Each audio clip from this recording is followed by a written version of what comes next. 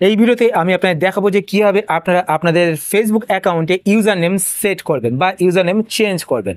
তো user name set বা change করার জন্য আপনারা আপনাদের ফোন থেকে ফেসবুক অ্যাপ্লিকেশনটি ওপেন করবেন। ফেসবুক অ্যাপ্লিকেশন ওপেন করার পরে এবার আপনার ওপরে এখানে ডান দিকে তিনটে লাইনে ক্লিক করবেন। তিনটে লাইনে ক্লিক করার পর এবার আপনার নিচের দিকে চলে আসবেন। নিচের দিকে আসার পর এখানে একটি অপশন আপনারা দেখতে পাবেন, সেটিংস অ্যান্ড প্রাইভেসি। তো আপনার সেটিংস অ্যান্ড প্রাইভেসি এই অপশনটিতে ক্লিক করবেন।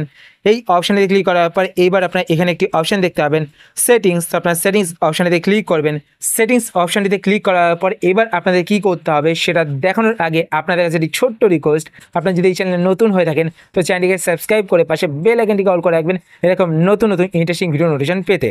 আর ভিডিও দেখার পর যদি আপনার ভিডিওটি হেল্পফুল হয়ে থাকে তাহলে অবশ্যই লাইক করে দেবেন। আর যদি আপনার ফেসবুক পেজ থেকে ভিডিও দেখে থাকেন তো পেজটিকে লাইক এবং ফলো করে পেজের সাথে থাকবেন।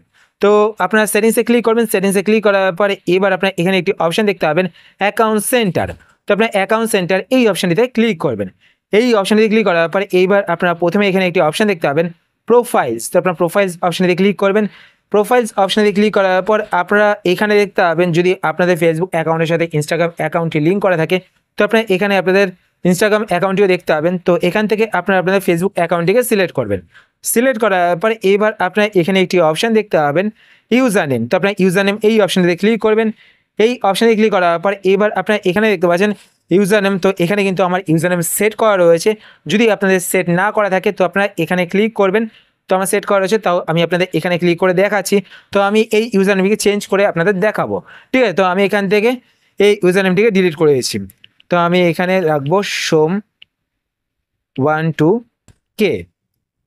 তো দেখুন আমি এই ইউজার নেমটি সিলেক্ট করলাম। সিলেক্ট করার পর পাশে দেখতে পাচ্ছেন এখানে কিন্তু গ্রিন টিক চলে আসছে। যদি এখানে গ্রিন টিক না আসে তাহলে আপনারা বুঝবেন যে আপনারা যেই ইউজার নেমটি এখানে টাইপ করেছেন সেই ইউজার নেমটি অন্য কেউ ইউজ করছে, তাই আপনারা সেই ইউজার নেমটি ইউজ করতে পারবেন না। একটি ইউজার নেম কিন্তু একটি ফেসবুক অ্যাকাউন্টে ইউজ করা যায়। তো আপনারা এখানে ইউজার নেম এইভাবে টাইপ করে ট্রাই করবেন। তো দেখুন আমি এখানে যদি সোম12 দিই তো দেওয়ার পর দেখতে পাচ্ছেন এখানে শো করছে user name is not available. তো আমি যদি পাশে এখানে কে অ্যাড করে দিই, কে অ্যাড করার পর এখানে দেখতে পাচ্ছেন এই ইউজার নেমটির পাশে কিন্তু গ্রিন টিক চলে আসছে। তো এইভাবে আপনারা এখানে ইউজার নেম টাইপ করবেন। টাইপ করার পর রাইট সাইডে ক্লিক করবেন। ক্লিক করার পর নিচে এখানে ডান বাটনে ক্লিক করবেন।